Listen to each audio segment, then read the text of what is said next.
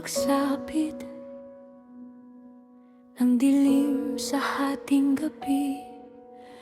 Tuyan ang aking mga kamay sa mga minamahal na anak. Dugo at pawis, puhunan ni nanay, hindi matutumbasan. Upang sa hapagkainan may makain para sa mga anak na minamahal. Sa bawat paltos sa palat, kalyo sa aking paa, sarili ay hindi iniisip. Mga anak na tanging nang bibigay lakas at pag-asa. Nasaan man ako sa init ng araw o ibang lupalo,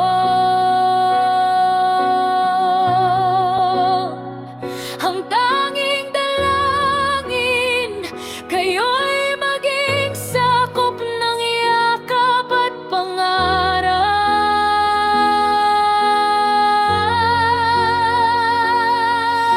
Hinalay ang kabataan, binuwis ang bukas. Sa bawat gabi tagong luhang pilit na pumapatag. Ngunit bakit ngayon'y tila hangin ang aking pagod? Sa inyong paglaki kayo'y nagbago, naging mapagmataas. Sa inyong paningin ako'y pabigat. Sa inyong mga mata ang pagmamahal ko'y naglaho at binaliwala. Bakit mga anak sumbat ang naging tukod? Sa inang ang buong buhay ay inyo'y nalay. Hindi ba sapat ang paglipat ko sa malayo upang inyong luho at pangarap at pag-aaral ay maibigay? Ngunit para sa inyo ako'y hangin na lamang, kay sakit marinig mapagmataas na salita.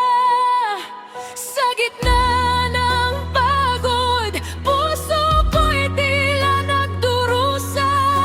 Ano bang kulang? Ano bang dapat kong ialay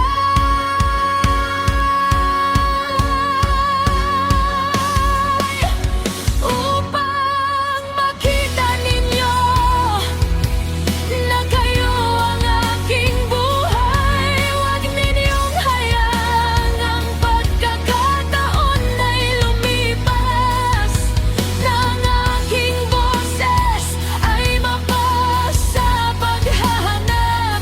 Nasaan ang aking mga anak? Bakit kayo'y naging mapagmataas?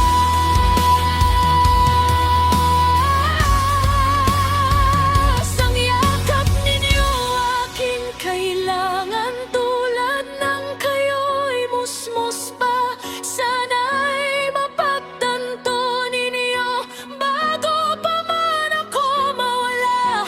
Hindi man ako perpekto, hindi man ako mayaman, ngunit ang pag-ibig ko'y walang hangganan.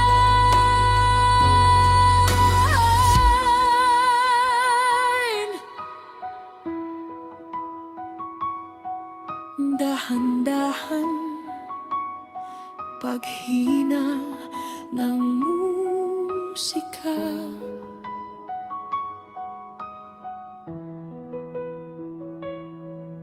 dugo, pawis, ang huling pintig ng aking puso. puso